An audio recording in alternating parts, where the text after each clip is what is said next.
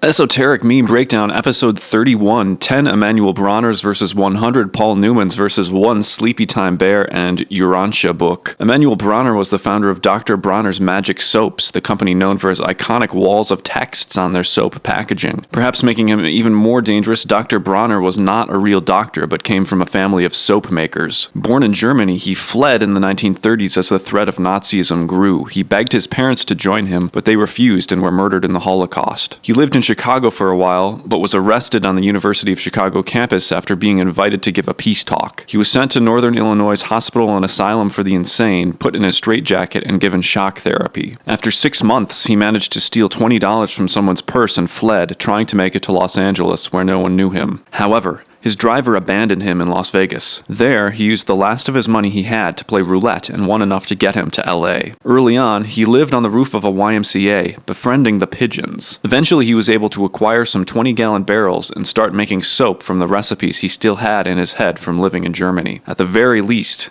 this man should be thanked for making hippies smell a bit better. Also an iconic product packaging king, Paul Newman started his career as an actor after his time in the Navy in World War II. His acting career went well, but he had a side hustle. People couldn't get enough of his salad dressings he made with his friend A.E. Hotchner. The two scraped together some cash and started Newman's Own. Since 1982, Newman's Own has given over $600 million to charities, including numerous youth projects. While an achievement in its own right, Newman said his biggest accomplishment was coming in at number 19 on Richard Nixon's enemies list. Needless to say, Newman has public opinion on his side, and his combat skills should not be underestimated. The Sleepytime Bear was created in 1973 by artist and early Celestial Seasonings employee Beth Underwood. He's been sleepy ever since. The Urantia book is a 2,000-page book, supposedly written by celestial beings, covering many existential adjacent topics. Co-founder of Celestial Seasonings, Mo Siegel, is thought to have taken inspiration from the book when creating the tea company. However, I could not confirm as to whether the Sleepytime Bear has read the Urantia book, but my guess is that he has not, given he is always so sleepy. Truth be told, these guys would never fight each other. Their strong moral compasses prevent that. The better question is, if and when they teamed up,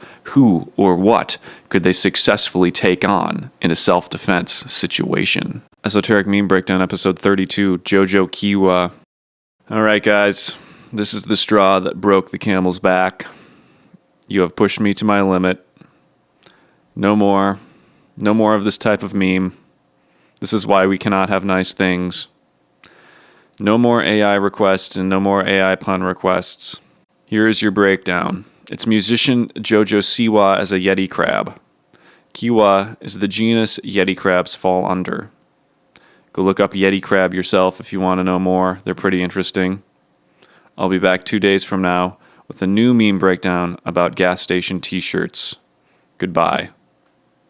Esoteric Meme Breakdown, Episode 33, Gas Station T-Shirts. Before I begin, I just want to say I'm sorry about Wednesday's public meltdown. Anyway, today's video is a little different. 9 years ago, around June of 2016, I thought it would be cool to make t-shirts that look like the ones you see sold at gas stations, where they only have sizes XL to 3X left in stock. So I downloaded hundreds of royalty-free fonts and made 50 t-shirts over the course of 2 days. For whatever reason, in my head, peak life for me was to make t-shirts they'd sell in gas stations. I guess call me crazy for that one. It never worked out, so basically I'm a failure. I put them on Zazzle when it was clear I had no idea how to market t-shirts to gas stations, and then forgot about them until now. Consider snagging one if you'd like. There's a link in my link tree in my bio. I'm trying to figure out more ways to keep this series going. Getting a shirt is one such way. I'm not sure if I have enough clout yet for a Patreon or whatever. So also let me know if you'd want to see merch or memberships or whatever else the cool kids are doing these days. Thank you so much for the support you've shown, and I'll be back shortly with more meme breakdown content of the esoteric variety. Let me know what meme you'd like me to cover next. Esoteric Meme Breakdown, Episode 34. What's your sign? I'm a Leo.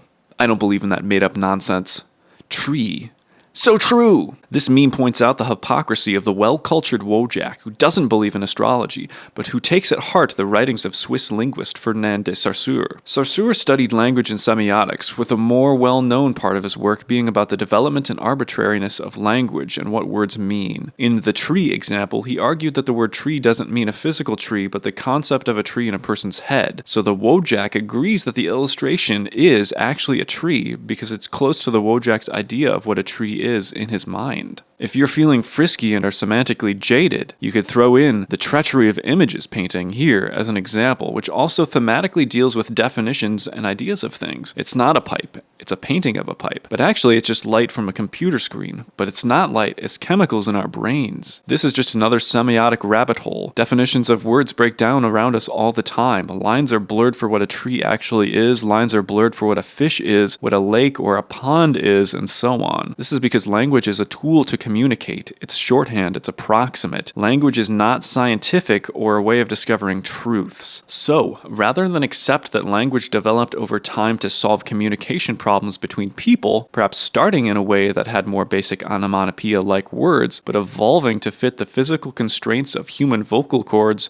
geography, loudness considerations, and growing societal complexity, this Wojak reads too much into it, to the point where he's much worse than the person who is just asking an icebreaker question. Let me know. Esoteric Meme Breakdown, episode 35. Friendship ended with Toxodon. Now Tech-Savvy Millennials is my best friend. This image shows avocados breaking up with Toxodon, an extinct South American mega herbivore. This meme is based on the theory that avocado plants originally developed alongside and were distributed by megafauna before humans domesticated and perpetuated the plant. When different species evolve alongside each other, developing traits as reactions to each other, we call it coevolution. For example, the avocado growing a tough outer layer and giant seed can be seen as a seed dispersal mechanism facilitated by Toxodon, giant ground sloths, ancestral elephants, etc. These megafauna help disperse the seed when birds can't even pierce its skin, let alone lift the seed. When one half of the coevolutionary party goes extinct, it can be hard for the other species to survive, as oftentimes the arrangement was mutually beneficial. When only one of the species from this coevolution is left, it's called an evolutionary anachronism. There are loads of examples of this. The American persimmon is thought to have been distributed by the American mastodon. The creosote bush was famously discovered to co-evolve with western camels, after the US Army brought camels to Texas and observed the animals eat the otherwise undesirable plant. The Joshua tree is also thought to have co-evolved with the western camel. Perhaps the most iconic animal examples in North America are the California condor and the pronghorn. The condor is a massive bird that evolved to scavenge on massive carrion, with the California population thought to have survived this long by supplementing their diet with beached sea creatures. The pronghorn is faster than it needs to be, capable of running over 50 to 60 miles per hour and can sustain top speeds longer than modern cheetahs. Since the American cheetah went extinct over 10,000 years ago, it makes me wonder if pronghorns used to be even faster before they were allowed to slack off. Again, many species aren't as lucky as the avocado and go extinct alongside their coevolutionary partner. But better extinction than to be associated with those rotten, no-good, lazy, tech-savvy millennials. Esoteric Meme Breakdown episode 36, you versus the guy she tells you not to worry about. Ellis Roberts really took the shower thought of what would I look like if my body was functionally perfect all the way and created a model that fixes design flaws and inefficiencies found within her body. She made her ears more efficient, eliminated her vision blind spot, gave herself a pouch for birthing babies sooner to eliminate pelvic stress, made her feet less prone to injury, and my personal favorite and that of anyone over the age of 30, shortened her spine for fewer back injuries. While hearing now plays a diminished role in current human survival, I can see how this would still be a positive. However, it is important to keep in mind the increased cognitive load the brain would be under with an increase in sensory inputs, such as enhanced ears and eyes. Humans would need more efficient brains to process more information, with much of it needing to be filtered out, especially if all most people are doing is staring at a computer screen working on a spreadsheet. You may not like it, but this is what human car crash survivability looks like. Graham has no neck and added fat around where it matters most. He was created as part of a traffic safety campaign to show the vulnerability of humans in car crashes. If it's between Alice Roberts 2.0 and Graham, I'm picking Graham. You know that guy is going to win in a fight, plus you know he can make a mean spreadsheet. What gives me a little bit of pause is that Graham also looks like he'd be a perfect battery for the human battery farms Alice 2.0's species would oversee after the Cube Farm Wars of 2045. Personally, I welcome our new human 2.0 overlords. Esoteric Meme Breakdown episode 37, Ethiopian money cults or the sacred order of money. There are many variations of this type of cultist video with differing audio and imagery, so I will be focusing on the most popular video, but my explanation will also apply to the whole genre. First, the voiceover in the viral clip is of two people speaking, one saying, "I am ready to sacrifice all members of my family to ensure my wealth remains," and the other saying, "You must never cut your hair again. You must never eat food that contains red oil." This is taken from a 4-hour-long Nigerian movie titled The Sacred Order of Money. In the scene this audio is ripped from, the cult leader tells the member he must kill his sister and he must make those lifestyle sacrifices to ensure he's wealthy for the rest of his life and can have his own temple. There are 2 other sacrifices mentioned in the movie that aren't in the viral clip. He will go blind,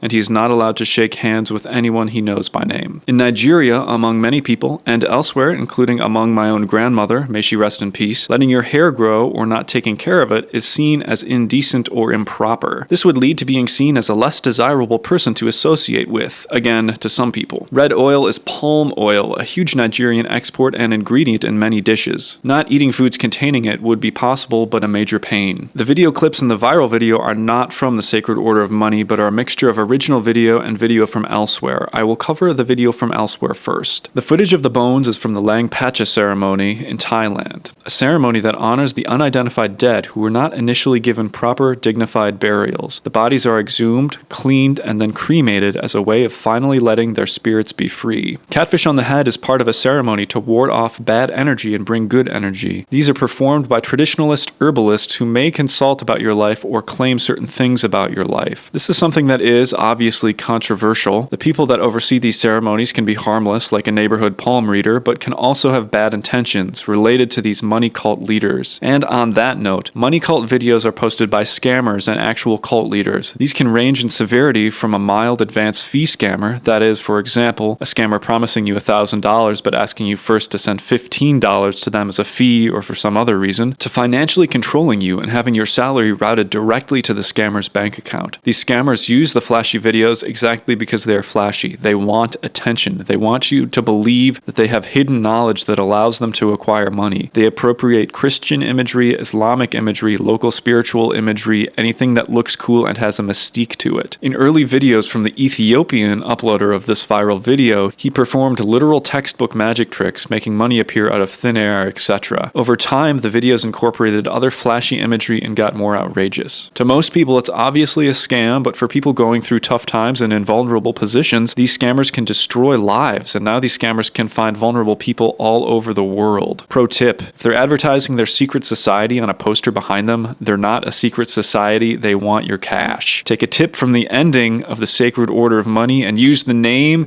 and blood of Jesus Christ to summon Holy Ghost fire and send these scammers back to where they came from. Now send $5 to my Venmo or PayPal. Esoteric Meme Breakdown episode 38. When you're a field mouse but the genie is hard of hearing. I said no more hawks. You are welcome. The poor field mouse, who now resembles output from early AI image generation models, has had its wish misheard by the genie. Instead of eradicating the world of hawks, that is, the birds that eat small animals, the genie has eliminated hawks, spelled H-O-X, the genes in charge of directing where body parts grow on an organism during the developmental process. Obviously, having these genes is crucial to the development of most living things we see every day. If these HOX proteins are modified or removed, strange things can happen. Body parts can start growing in very wrong spots. In this image, we can see legs growing where the fruit fly's antenna should be. There are many other examples of errors that can spout from HOX gene disorders. The complete removal of HOX proteins within an embryo would be a non-starter, resulting in unviability. If a switch were thrown after the creature was fully developed, like in the case of this field mouse, limbs would probably stay in the same spot and wouldn't migrate. However, parts of the body that are often regenerating, think reproductive tissues, lungs, muscles, bones, etc., could start to deteriorate or improperly function. If your name is Catherine A. Hubert or Deneen M. Wellick, in the comments, please let us know what you think would happen. Living creatures more than 550 million years ago didn't have these genes and certainly did look more blob-like. Scientists are actively researching how these genes originated and what the common ancestor looked like for the very first species of HOX-carrying animals. Trichoplax is of special interest to scientists as it may contain HOX genes that may have looked like those early HOX-carrying animals. There is currently a lot of debate surrounding sponges and where they should fall within our timeline. Currently, we think the last common ancestor pre-HOX is some animal that existed here within the Chonozoa. Regardless, luckily for the mouse, it still has 2 wishes left. I just hope it can speak now that its body is a potato sack meat prison, much like my own. And yours. Esoteric Meme Breakdown episode 39, $104.3 trillion $200 before tax, but you can't deep listen with your levitating aeolian harp for 2 days. Are you doing it? An aeolian harp is an old musical instrument powered by the wind. Aeolian meaning produced by the wind. Wind passes over the strings and causes them to oscillate. This is called the von Karman vortex street effect. It's a very cinematic, drone-like sound. You've probably heard it in movies. However, the instrument in the meme appears to be using bottles to generate sound, like when you blow on the top of a bottle and it makes noise. So perhaps more accurately, this is a sound sculpture. In the video this is taken from, you can see the unit move as the wires flex, causing the angle of the bottles to change relative to the wind, creating some sonic interest. This is part of a larger Aeolian instrument installation by Mario Ciccioli in 2006 in Tuscany, Italy, where it did appear there were also true Aeolian harps present. Deep listening is a term created by Pauline Oliveros after she made an audio recording deep inside the cistern at Fort Worden in Port Townsend, Washington. Deep listening means both literally deep, as in underground, as well as deep, meaning with a meditative focus. Deep listening is a practice for people to become more sonically aware of their surroundings. Oliveros created the Deep Listening Band alongside Stuart Dempster and Panaoidis in 1988. Their 1989 album, Deep Listening, is up there with Alvin Lucier's I Am Sitting in a Room and William Basinski's The Disintegration Loops of interesting albums that I may personally find more pleasant to talk about than to listen to. And just for fun, I did the math on how much money after tax $104.3 trillion would be in my state of residence. That would be approximately $53.4 trillion, which is absolutely not enough money to justify not listening to my levitating aeolian harp in an underground cistern for 2 days. Pass. Esoteric Meme Breakdown episode 40. Where do you hunt at? At the library for owls. Out of the way, birdlets. This is a modification of the where do you work out meme. We have a Cooper's or maybe a sharp shintok, something within the accipiter genus, as the weightlifter who doesn't read, a barred owl as the kid who reads but doesn't lift, and a northern hawk owl who does both. The elusive northern hawk owl has the best of both worlds. It's a non-migratory true owl within the family Strigidae, but it silently hunts with its feathered legs during the day, unlike most other night owls. It is indeed an elusive bird, and due to this we know less about it than most other North American birds. Outside of northern Eurasia, it hangs out mostly in Canada and Alaska, and has a low population density, making it unlikely you'd see one sniping mice in your backyard. Rudy Pohl captured great footage of one caching a vole in a tree cavity, an activity they will engage in if they don't feel like being a member of the Clean Perch Club. There is interesting discussion as to whether or not forest fire suppression hurts the species, as the birds prefer hunting in areas bordering between forested and open land, the type you'd get after a fire. If you live in the range of the northern hawk owl, let me know if you've ever seen one before, or if you've ever personally stored a red-backed vole in a tree to snack on for later.